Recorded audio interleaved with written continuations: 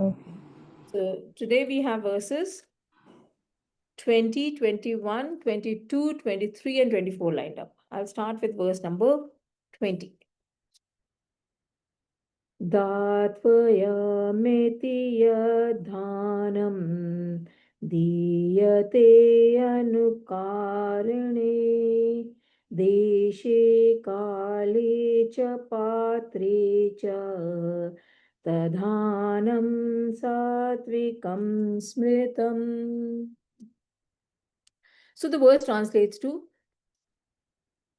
gift given as obligatory to a worthy recipient with no expectation in return and in place and in time, that gift is called satvik. So let's take this up word by word. Datvayayam, or dan is what is to be given. Datvayayam becomes what is to be, ought to be given. Iti thus, yat that, danam gift, diyate is given, anukarane. That means when no service is given in return, or we expect nothing in return. So anukarane becomes to one we have no expectation from. Deshe, in place, kale, in time. That means at the correct place and at the correct time. Cha is and, patre, to a recipient, to a worthy recipient. Cha and tat, that, danam, gift, satvikam is satvik, smritam is considered. So gift given is obligatory to worthy recipient with no expectation in return and in place and in time. That gift is called satvik. So let's chant it together. धात्वयमेति यद्धानं दीयते अनुकारिणे देशे काले च पात्रे च तद्धानं सात्विकं स्मृतम्. So we have been discussing over the last few verses that the mood that we are currently operating in, is based on the three gunas, the sattvic, rajasic, tamasic, and we should be observant of what guna we are working in. Just as the dashboard of a car tells us how much fuel we have, what is the temperature of the vehicle, what is the speed that we are currently running on, that is displayed to us so that we can continue with our journey. Aberrations, if any, are highlighted. So if the engine has oil is needs to be refueled, you will get a orange light for that on that icon. So just as we are able to read the dashboard of the car to understand the situation or state of the car, similarly we should be able to understand the indicators of our body with respect to the actions that we are performing, to understand the mode that we are currently working under. So, from our choice at a particular moment of food, sacrifice, austerity, and charity, that is where we are now going to cover the last part, our prevailing mood can be assessed. So, we have already covered in detail the sattvic, rajasic, and tamasic ahar or food, yajna or sacrifice, and tap or austerity. We now are doing the last bit, which is the dan or gift or charity. Now, here I would like to also mention that one school of thought feels that why should we be selective in doing charity? We should be like, let's say, the tree or the river, that the fruit on the tree is available to all, whoever is passing by, you know. Similarly, the water from the river is available for all to consume, take. So it doesn't matter whether it's a saint plucking fruits or a murderer plucking fruit, the tree is giving them to all equally. So why should the humans not give their possessions freely? Now, when we read the Bhagavad Gita, the first thing that we actually talk is that we are different from the rest of the nature. And what is the basic differentiator between the rest of the creation and the human beings? Is that we have choice. We can use our discrimination and choose an action. So we are not pre-programmed like the rest of the creation. We have discrimination, and therefore we should use it and hence evaluate the activity and then act. The Bhagavad Gita therefore insists, and rightly so, that humans must use their faculty of discrimination to ensure that the charities reach the deserving recipients. Now, having said that, our attitude towards charity can reveal a lot about the texture of our Shraddha.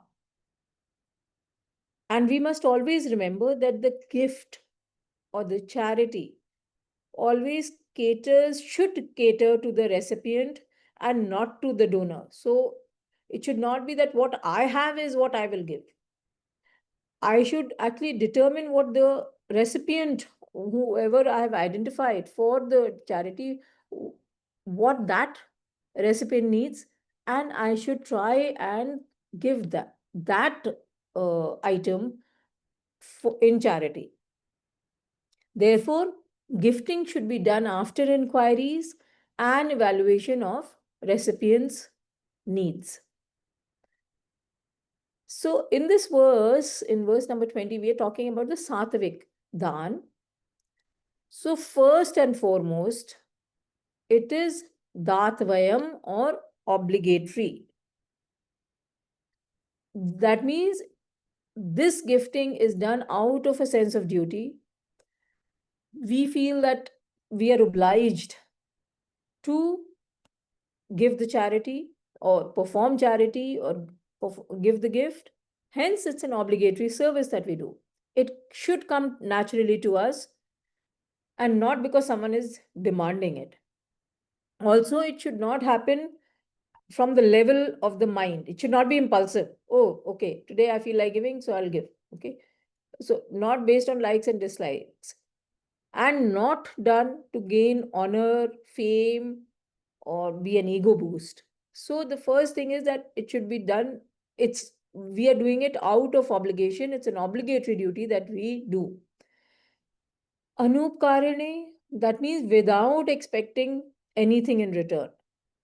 So the donor should have no thought of any gains from gifting.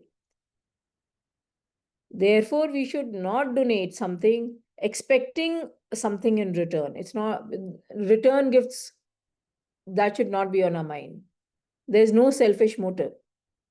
We should not treat it like a business transaction, that if someone has done us a favor, so I must do a favor. And once I've done a favor, I expect another one in return. So eh, we should do it without expecting returns. Deshe kale, in place and time, in correct place and time. So see where the place and when the donor makes the gift is very, very significant, because it is only then that the gift becomes beneficial. Now, suppose some your colleague might be wanting to send the child abroad for education and might come to you that I need a loan or maybe some help monetarily because I don't have so many funds, it's very expensive. So do help me. If you can help me. So the first thing is, when you're sitting in an office meeting or then you say, okay, I've decided to help you. Wrong place. It was a personal request. You should have handled it at a personal level. Second, You say it after 6 months when the child has already traveled abroad and say, today now I have sufficient funds in my account and I will write a check. Wrong time. The child is already traveled, settled in the new college. So this is a classic case of wrong place and wrong time. So a sattvic gift is always at the correct place and at the correct time. Then patre, which implies a worthy recipient. So the person you're giving the gift to should be capable of that, of handling the gift. Because again, the gift that you are giving should be beneficial. If you give a dictionary to someone who's an illiterate, there's no point. The person will say, okay, maybe I should just sell it in the kabadi. So, or, we do a lot of this kind of charity. So you're donating class 10 books to a class 5 student. That guy still has, another 5 years to reach that state. And by that time, maybe the curriculum would be quite different. So again, it's also an example of a wrong time gift, and to a person who's not capable of handling that gift. So unintelligent charity to wrong recipients creates, in fact, more problems in the community and should be avoided. And the typical example here is of the welfare states, when a lot of dole is given out to the poor people, and so the state pays for it. Now, if the person is getting enough in dole, more than what that person is capable of earning, why would he or she work? So they will not work. They will live on the dole. And because it's all coming without any effort, one will indulge indiscriminately, get into addictions, and then be a threat to the society, to the people, get involved in crimes, etc. So unintelligent gifting can actually lead to problems in our society or community. So the sattvic gift, what the verse is saying, that the person should evaluate the institution and offer gifts in the right place, time, to a worthy recipient. Worthy is after evaluation, not expecting anything in return. This is the sattvic dan or charity and gift. Let's move on to verse number 21. यतु प्रत्युपकारार्थं फलमुद्दिश्य वा पुनः दीयते च परिक्लिष्टं तद्दानं राजसंस्मृतम्.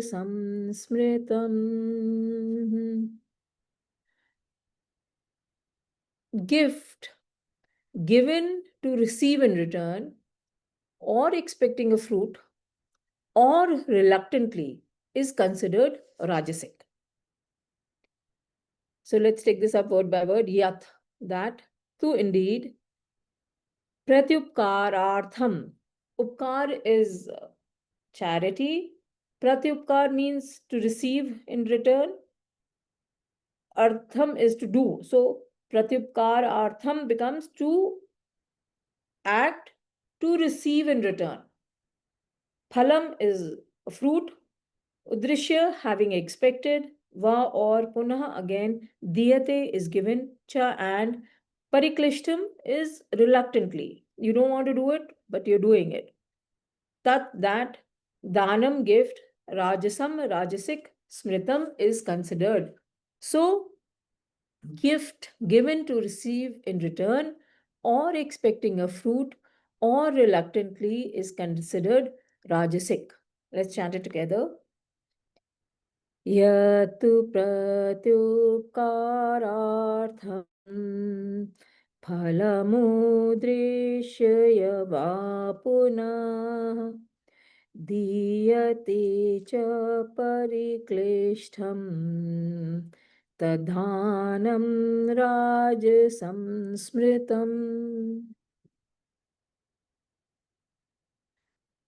So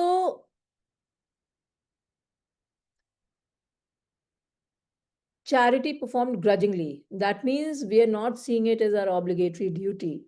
Once we do not see it as our duty to be doing the charity, we become, we are, we are reluctant towards it. We don't want to do it. It causes us agitation to do it. So that is one, grudgingly. And expecting something in return is rajasic. That means the gifting is now become a business transaction. We seek a benefit in return. And what kind of benefit? It can be anything, cash, kind, favors, patronage, respect, power, honor, ego booster in the community. So, anything. And the best example of a Rajasic uh, donation or gifting charity is the donations that are given to political party funds across the world. I mean, in all countries. So you favor the Republicans, you will support them, Democrats, then you fund them. Why are you doing it? Because you expect something in return. Similarly, in our country, you go for the leftist parties or the rightist parties. Anyone you support, you expect. What are you thinking? You don't want to do it, but the guys approached you for a charity, and therefore you have to do it. You're a big business house, and you do it. And what is happening now? You expect that when the person wins the elections, your organization will get benefits out of that person, that party. So that is the I think the most common example of Rajasic Dana. Let's move on to verse number 22. अदेशकालेयदानम् अपात्रेभ्यश्च दीयते असत्कृतं न ज्ञातं तत्तामस उदाहृतम्. So gift given at wrong place and wrong time to unworthy recipients without respect, with insult, is termed tamasic. Now let's look at this word by word. Adesh kale. That means desh kale, deshe kale was at the right place and at the right time. Adesh kale becomes at the wrong place and wrong time. Yet that danam is gift. Apatrebhya. So patra was a worthy recipient. Apatra becomes unworthy recipient. Apatrebhya becomes two unworthy recipients. Cha and diyate is given. Asatkritam. So without satkar, without respect. Avgyatam, without, sorry, with insult. Tat, that. Tamas, tamasic. Udahritam is declared. So, gift given at wrong place, wrong time to unworthy recipients without respect, with insult, is termed tamasic. Let's chant it together. Adeshkaleya danam patre bhayascha diyate असत्कृतं नव्यातं ततामसमुदाहृतम्. So tamasic gift is just the opposite of the sattvic gift, whatever the attributes we had read there. So there we had said that after evaluation of the recipient, then only we should do intelligent gifting. So after we have understood the recipient's needs, then only uh, the gift or charity should be done. Charity that is contrary, that means in ignorance, is tamasic. So in this heat of June, if you go around distributing blankets on the streets of Delhi, people will say, have you lost it? So typical tamasic gifting. The verse says that tamasic dan or charity is adesh akale, in wrong place and wrong time. That same example of ours, that a person is looking for a loan for the child's his or her child's education abroad, and the same example works here. So when we make the gift at the wrong place and the wrong time, the benefits of the gift are wiped out. So it is tamasic. It is done out of ignorance. It is non-beneficial. Whatever has been given is a waste of everyone's effort and resources.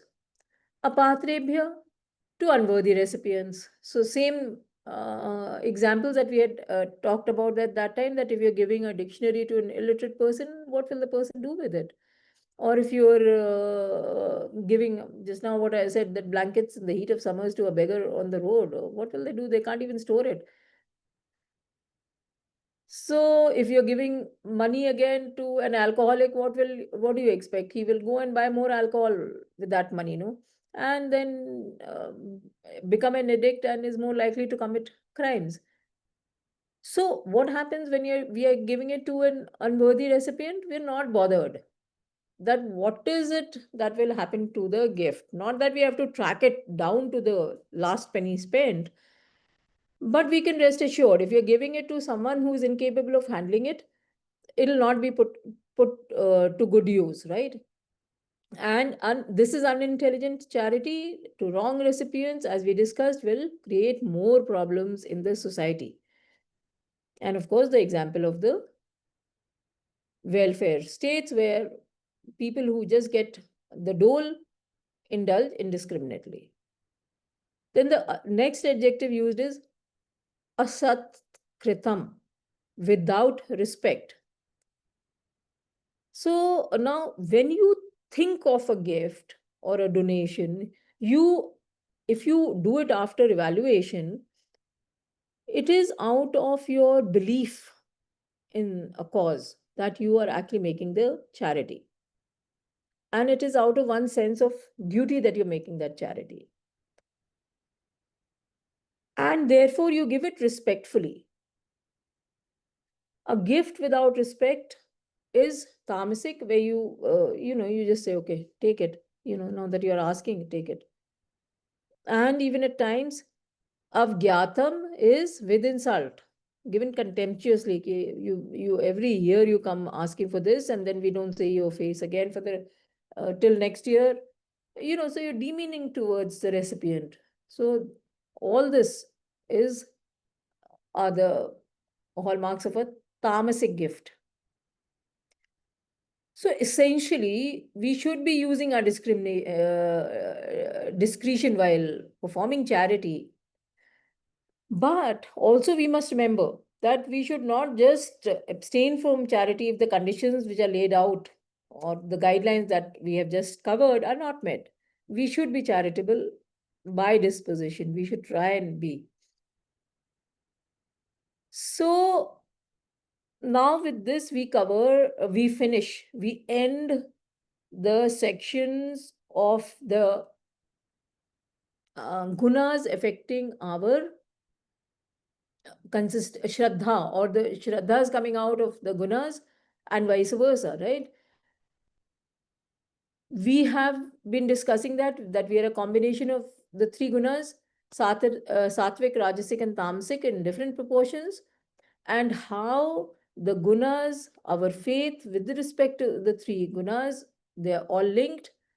And then we covered food, sacrifice, austerity, and dan, charity, with respect to the three gunas. These are the dashboards of our body. They tell us the mode that we are functioning in. And see, we, like water is always pure. When you talk of water, H2O, the composition, it is always pure. It is what is added to it that causes the impurities. So while it's distributed, when we take it from the source, the river, which, if okay, these days we are polluting the rivers, but we are polluting the rivers, right? But if you take it from the source, the water is pure. You can go to the stream and drink if you're in the hills. So water per se is pure. It is the matter that is added which makes the water impure. So to make the water pure, what do? You just remove the impurities and the water comes back to its original state of being pure, colorless, odorless liquid. Similarly, we are essentially sattvic, but our desires and vasanas have made us impure, rajasic and tamasic. So that is added on to us. So, as a true seeker, we should try to maintain the sattvic levels by analyzing ourselves and purifying ourselves through these four aspects of your intakes, sacrifice, austerity, and charity, reduce our rajasic and tamasic content, and maintain our sattvic content. And this is how we express ourselves in the world. So, when we talk about, actually, if you look at the words, we talked about food, sacrifice, austerity, and charity. So food is our intake, and at that point of time we had also discussed that it is not only the food which we take for the body, but even what we listen to or what we hear, that is our intake. So this is the transaction of life, actually. The stimuli that enter us from the world and our process with our mind and intellect to frame a suitable response back into the world using our karmindriya.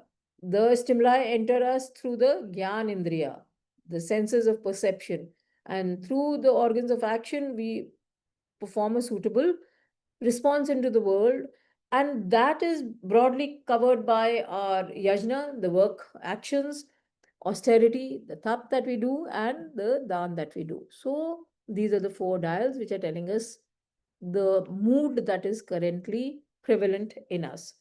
With that, let's move on to verse number 23.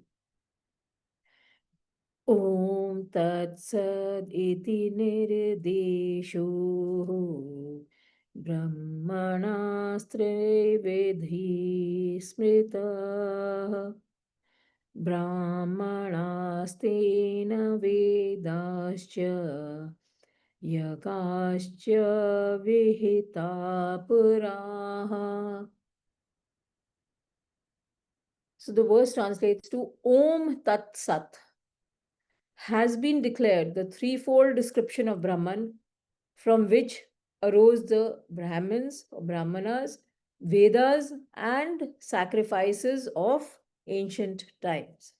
Let's take this up word by word. Om Tat Sat. Om Tat is that, Sat is truth. So Om Tat Sat iti, thus Nirdesh, designation, Brahman of Brahman. Trividha is threefold. Smrita has been considered. Brahmana, as in the Brahmins. Ten, by that. Ved is the Vedas. Cha and Yajna, sacrifices. Cha and Vihata, created. Pura is ancient. So Om Tat Sat has been declared the threefold description of Brahman, from which arose the Brahmanas, Vedas, and sacrifices of yours. So let's chant it together. Om Tat Saditi Nirdesho Brahmanastre Vedha Smrita Brahmanasतेन वेदाश्च यज्ञाश्च विहिता पुरा. So we are reaching the end of the chapter, and in the last part of this chapter, we are Lord Krishna has now moved beyond the gunas, and where these practices that or all our actions, at the level of the yajna, austerities, and dan will take us.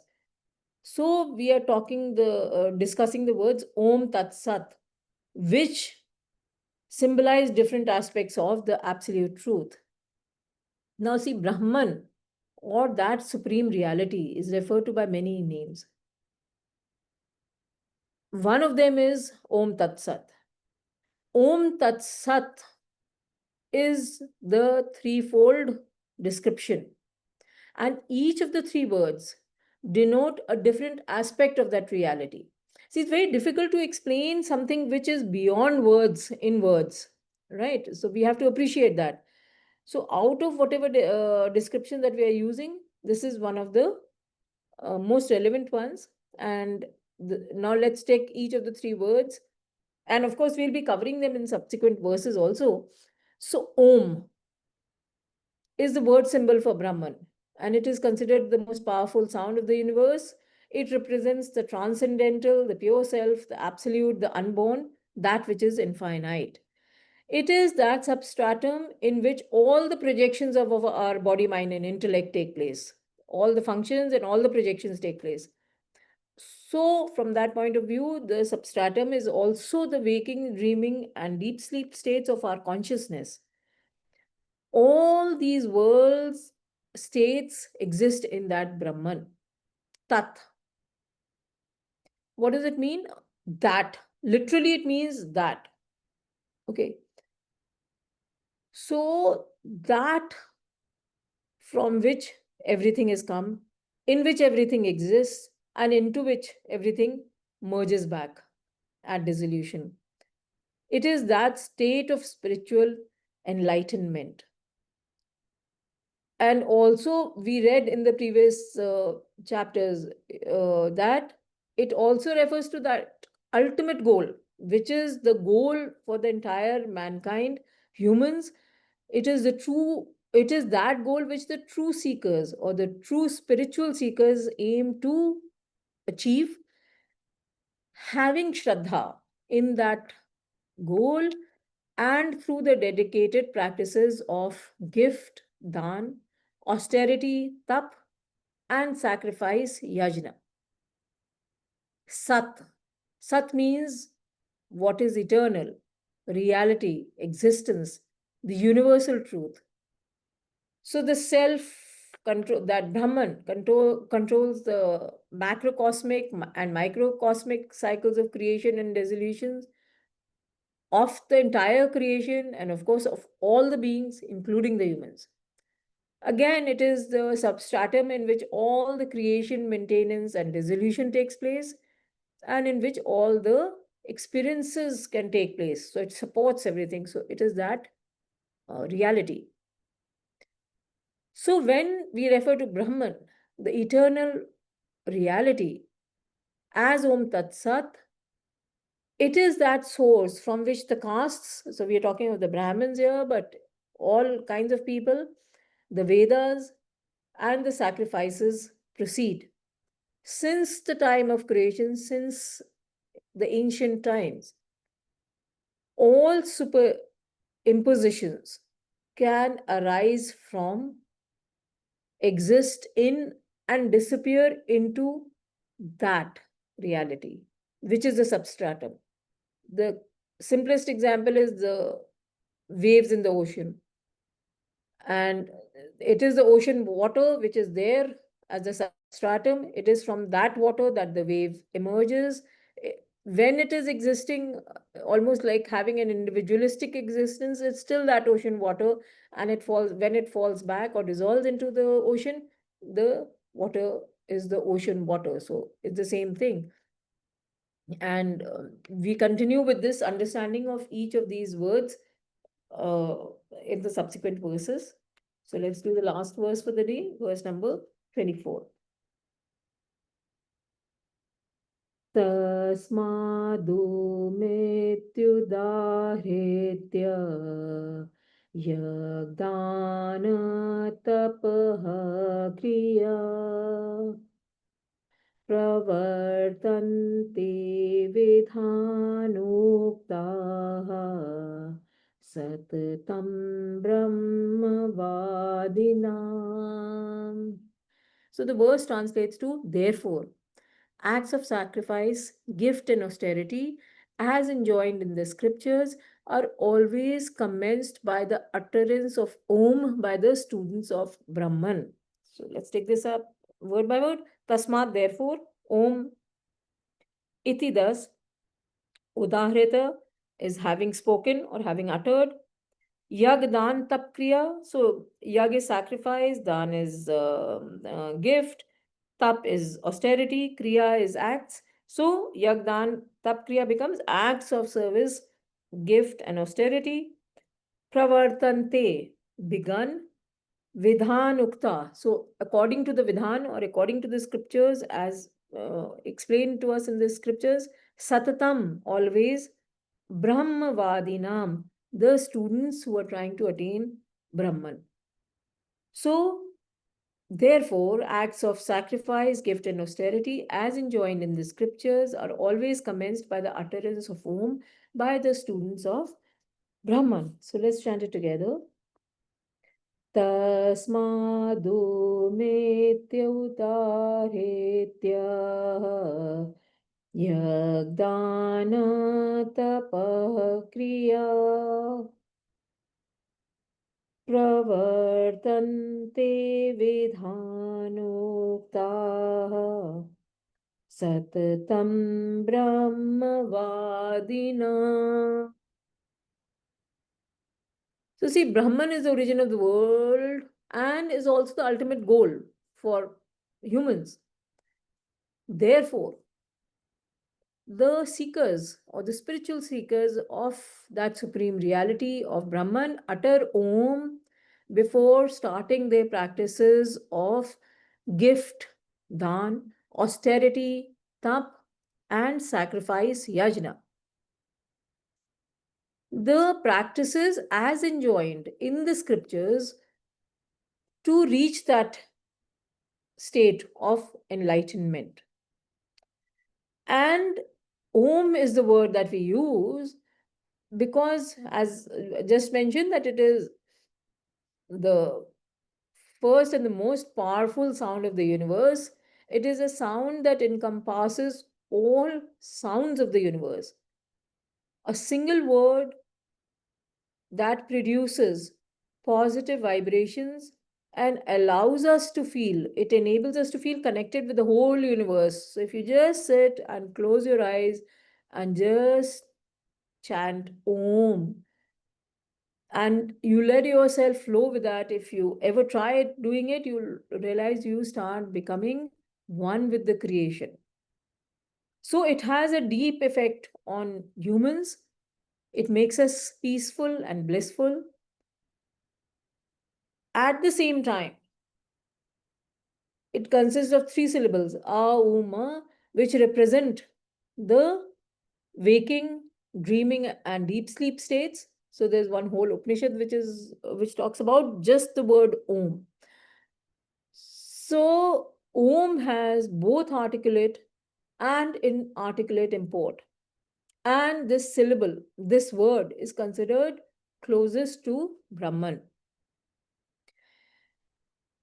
And as we discussed, ahar or food implies to all inputs that we take into our system through the sense organs or the Gyanindriya, and yag, tap, and dan form our outputs or reactions into the world.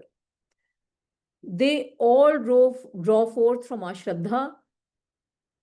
So, gift, dan, austerity, tap, and yag, sacrifice, they form the structure of our spiritual practices or our actions as they enable us to express ourselves. So, Om is spoken when we do these acts of sacrifice, gift, and austerity by the true spiritual seekers. What happens when we start with this word Om? It helps us to rest our body, mind, and intellect, and keep it at that supreme reality. It adds purpose and meaning to all our acts of sacrifice, charity, and austerity. Also, we remain attuned to that divine awareness. And because we attune ourselves to that higher intelligence, we free our personality from our limited ego and limited fields of attachment. And with a mind thus liberated from limitations, it becomes more efficient in the austerities, selfless in our yajnas, and liberal in our charities. So, with that, we close today's session.